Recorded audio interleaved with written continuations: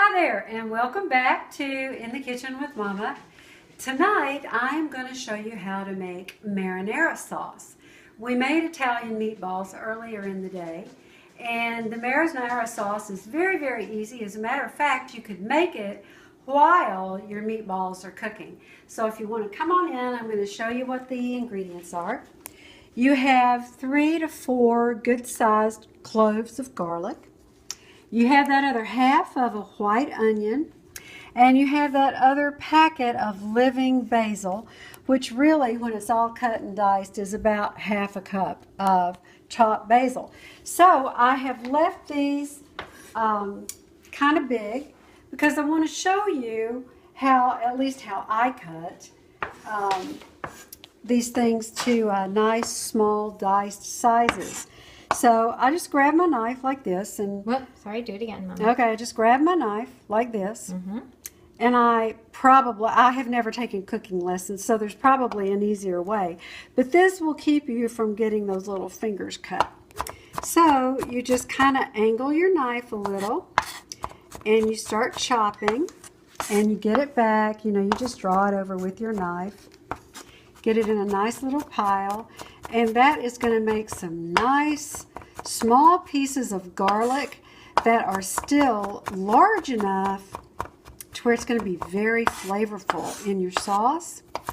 And you're going to get maybe a taste of a little piece of garlic every now and then. And I'll tell you, once garlic is cooked, you can eat it. You can just eat it by itself, and it is very good. So that gets my garlic minced to about the stage that I want it, which is a little bit more minced than I'm going to do my onions, because you do want to have your onions still just a little bit bigger than your garlic. Okay, so the garlic's done. Okay, so we're going to leave it. Oh, let me get that big puppy. Hello, Mr. Monster. Okay, so that's done now. So we're going to take those white onions down a little bit more as well. And you do that the same way as you make them smaller. Just chop, a little bit at an angle. Do a couple of turns of olive oil. And again, I use Mediterranean because it is just so good. Are you going to do Get one? your heat on, and we are going to do a couple of turns this time. So there we go. And it's about 3 turns? No, that was like 2 full turns. Okay. And you want the entire bottom of your pot to be covered with the oil. And as it heats up, you'll see that it's going to cover the whole bottom of the pot. You want to do this because you don't want your onions and your garlic to stick to the pot. You don't want them to be greasy, but you don't want them to stick to the pot. So that's just enough, maybe 2 full turns.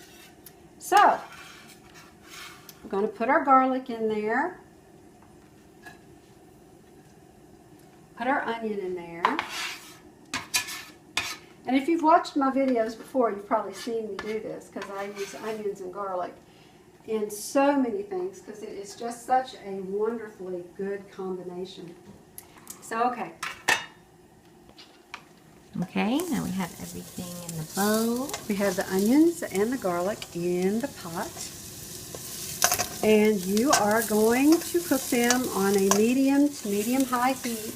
You don't want to burn them, but you want to cook them till both the garlic and the onion open up. And you can, it's really weird, but you can tell it when they do because the smell just releases into the room and you get this wonderfully intense onion and garlic smell that is just so good. And so you will cook them just until the onion turns translucent.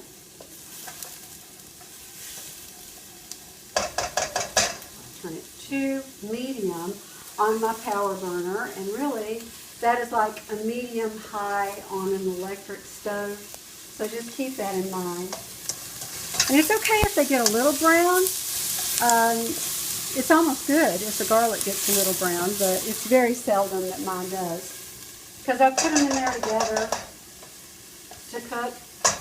And And when the onion is translucent, usually the garlic is not brown. It's just about right. All right, it just opened up. It smells. You smell it? You smell that garlic? Oh, absolutely. Oh, it is so good. Oh, so good. And if you want to look here, your little pieces of onion, you see how white, see how clear and translucent that is right there? That's what you want to shoot for in most of your pieces of onion. Oh my God, that smells so good. All right, so those have opened up. Now, you're going to put in your liquids, and I have a cup of turkey stock.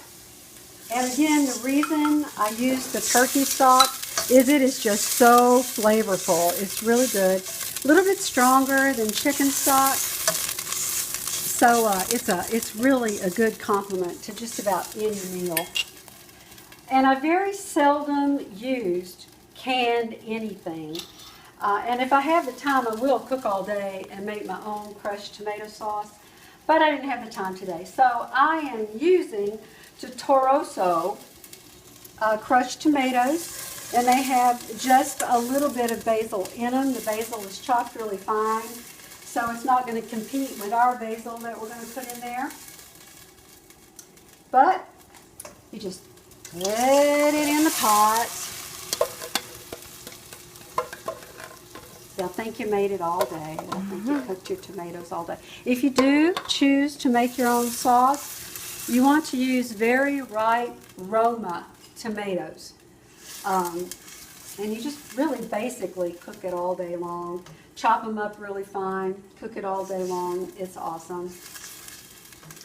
And I'm putting in a smaller can of Muir Glen organic diced tomatoes, which I have drained. Okay, so it's just the tomatoes that are going in there. So it's approximately a 14.5 ounce. I know Yes. it's a little blurry right now. 14.5 ounce, and this is a 28 ounce. And I put a cup of turkey stock. Okay, now this is something you're going to have to do to your own personal taste, people. The salt and the pepper. And I have no idea how much I use. So again, I am going to start out with, gosh, and I just want to put it in my hand. I know how much I put in my hand. So I am going to start out with 1 tablespoon. Why don't you put it in your hand I'm and gonna transfer it? I'm going to do that exactly. I'm going to put it in my hand. So I'm going to put 1 tablespoon coarse ground sea salt. I'm going to put it in my little hand, and that is too much. I don't use that much.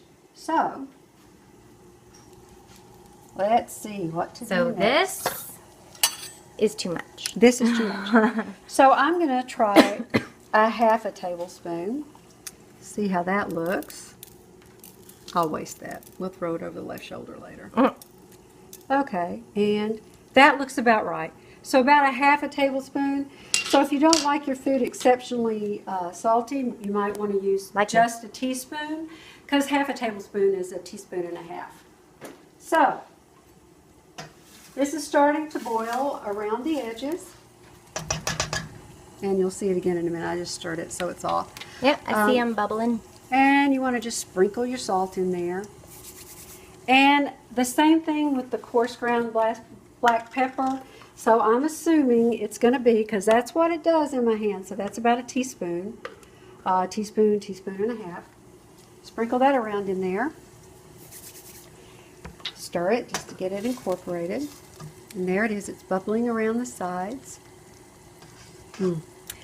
And when it starts to bubble, here comes the fan. I'm sorry, there's nothing I can do about that. Anyway, when it starts to bubble, you want to put your basil in there. And I showed you that living basil in the meatball recipe. So this is the same thing. It's another stock of living basil. But if you don't have living basil, you don't want to buy living basil, what's the matter with you? It's going to be about a 1/2 cup of finely chopped fresh basil. And it's going to be chopped and packed in that half a cup. So it's going to be really about a half a cup. That looks like much more, but when you pack it, it's not. Kind of like brown sugar by the time you pack it in there. Probably got 2 cups and a half a cup measure. Anyway, okay, there we go. Now, you're done with your marinara. So you just stir it in. Stir it in, stir it in, stir it in. And when it comes to a full boil, which it will do, then you reduce it and you just simmer it until you're ready to use it. 15 minutes, I would tell you, a minimum of 15 minutes.